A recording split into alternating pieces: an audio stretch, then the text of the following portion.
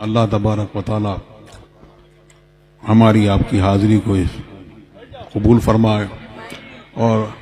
آپ کی ہماری جو بھی جائز مرادیں ہیں مولا تعالیٰ ان جائز مرادوں کو پورا فرمائے۔ اور مجھے پتہ چلا کہ کچھ لوگ آراس میں اور دینی محفلوں میں آتے ہیں اور ویڈیو وغیرہ بناتے ہیں اور غیر شرعی کام کرتے ہیں، تو جہاں جتنے علماء اکرام بیٹھے ہیں وہ سب اور میں بھی اس سے بری ہیں، بیزار ہیں۔ یہ لوگ اگر کہیں کچھ اس کو اپلوڈ کرتے ہیں تو یہ ان کی ذمہ داری ہے کہ یہ اس کو ڈیلیٹ کریں۔ آپ لوگ اور ہم لوگ جو حاضر ہوتے ہیں وہ بزرگوں کا فیضان لوٹنے کے لیے حاضر ہوتے ہیں کہ جو رحمت کی شیرینی، جو اللہ تبارک و تعالیٰ کے فرشتے ایسی محفلوں میں حاضر ہوتے ہیں اور ہم نے ایک دوسرے کو بلایا، وہ بھی ایک دوسرے کو بلاتے ہیں اور آسمان تک چھا جاتے ہیں، اور ادھر ہم لوگ شیرینی وغیرہ بانٹتے ہیں، ادھر سے رحمت کی شیرینی تقسیم ہوتی ہے، وہ بھی ایسی عام جو نامستحق کو بھی حصہ ملتا ہے۔ تو ہمیں چاہیے یہ کہ اپنے ایسے کام کر کے اس کو ہم خراب نہ کریں اور شریعت کی پابندی کریں، اور جو آپ نے ابھی وعدہ کیا ہے، یہی وعدہ آپ نے حضور تاج الشریعہ کے توسط سے، یہ وعدہ حضور مفتی اعظم ہند اعلیٰ حضرت سے ہوتے ہوئے، یہ وعدہ حضور غوث پاک سے کیا ہے اور اللہ و رسول سے کیا ہے کہ اللہ تبارک و تعالی ہم کو سرکار دو عالم صلی اللہ علیہ وسلم کے غلاموں میں رکھے اور اسی پہ ہمارا حشر فرمائے، ہم سب کو مسلک اہل سنت والجماعت پر، مسلک اعلیٰ حضرت پر قائم رکھے اور اسی پر ہمارا حشر فرمائے۔ آج مولانا مفتی شہزاد عالم صاحب وہ تقریر کر رہے تھے اور وہ بیان کر رہے تھے کسی کے بارے میں، تو یہ مسلک جو ہے، یہ مسلک یہ کوئی نیا مسلک نہیں ہے، یہ وہی مسلک ہے جو حضور غوث پاک کا مسلک ہے، جو صحابہ کرام کا مسلک ہے، یہ وہی مسلک ہے جو وہ دین سرکار دو عالم صلی اللہ علیہ وسلم لے کر آئے۔ اب جو اس دین کے بارے میں یہ کہے کہ وہ مرد آباد، تو وہ خود مرد آباد ہے، وہ اپنے دین کی خیر منائے۔ یہ دین یہ تو زندہ باد تھا، زندہ باد ہے اور زندہ باد رہے گا،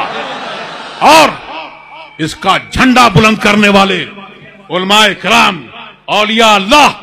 وہ بھی زندہ ہیں۔ سرکار تو زندہ ہے ہی، ان کا کلمہ پڑھ کر سلامت لے کر جو اپنی قبر میں لے کے جائیں گے سرکار دو عالم صلی اللہ علیہ وسلم، تو وہ سرچشمہ حیات ہیں، سب کی حیات ان سے ہے، وہ تو زندہ ہے ہی۔ اعلیٰ حضرت فرماتے ہیں تو زندہ ہے واللہ، تو زندہ ہے واللہ، میری چشم عالم سے چھپ جانے والا، سبحان اللہ۔ تو وہ تو زندہ ہے ہی جو ان کا نام لے کر اس دنیا سے اس کلمے کو سلامت لے کے جائے گا، وہ بھی اپنی قبر میں زندہ ہے، بے شک۔ اور اولیاء اللہ کی شان وہ تو الگ ہی ہے۔ اور حضور تاج الشریعہ کے بارے میں کیا بیان کروں؟ حضور تاج الشریعہ نے حضور مفتی اعظم ان کی شان میں منقبت کے کچھ اشعار پڑھے تھے، میں وہی اشعار حضور تاج الشریعہ کی شان میں وہ پڑھتا ہوں۔ اور اعلیٰ حضرت نے نعت میں یہ اشعار پڑھے تھے، اور اعلیٰ حضرت کو سرکار دو عالم صلی اللہ علیہ وسلم کی بارگاہ سے یہ انعام ملا کہ مٹ گئے مٹتے ہیں مٹ جائیں گے عادا تیرے، ہے نہ مٹا ہے نہ مٹے گا کبھی چرچا تیرا۔ حق۔ اور جو ان کے مسلک پر قائم ہیں، جنہوں نے فرمایا تیرے غلاموں کا نقش قدم ہے راہ خدا، وہ کیا بہک سکے جو یہ سراغ لے کے چلے، وہ جھنڈا لے کر چلے۔ حضور تاج الشریعہ انہوں نے بھی زندگی بھر اس کی تعلیم دی اور بتایا کہ مسلک اعلی حضرت پہ قائم رہو، زندگی دی گئی ہے اسی کے لیے، تمہیں پیدا ہی اس لیے کیا گیا ہے کہ اللہ تبارک و تعالیٰ کی عبادت کرو اور محمد رسول اللہ کی عظمت و کرامت کو جانو جو اللہ تبارک و تعالیٰ کی بارگاہ میں ہے۔ تو وہ یہ پیغام زندگی بھر وہ دیتے رہے، تو یہ کنویں کے مینڈک یہ کیا جانے، ان کو کیا پتا۔ حضور مفتی اعظم ہند کی شان میں جو اشعار کہے تھے وہ کیا اشعار تھے، ان کی مدحت کو میں کس سے مانگوں زماں، ان کی مدحت کو میں کس سے مانگوں زماں، کیا مقام سریا بتائے سرا۔ حضور مفتی اعظم ہند کی شان ایسی عرفہ والا کہ بڑے بڑے علم و فضل والے بڑے بڑے علماء کرام جو اپنے وقت کے بہت بڑے بڑے عالم، وہ ان کی شان میں یہ کہتے ہیں ان کی بدعت کو میں کچھ سے مانگوں زباں، کیا مقام سریا بتائے سرا۔ حضور تاج الشریعہ کی شان بھی ایسی ہے اور ان کا علم و عمل کا تاج محل وہ ایسا، اس کا قطب مینار اتنا اونچا ہے کہ بڑے بڑوں کے اونچی وہ دیکھیں گے تو ان کی ٹوپیاں نیچے گر جائیں گی۔ سبحان اللہ سبحان اللہ سبحان اللہ۔ آسمان فکر و فن کے شمس و قمر کا نام بے شک تاج الشریعہ ہے،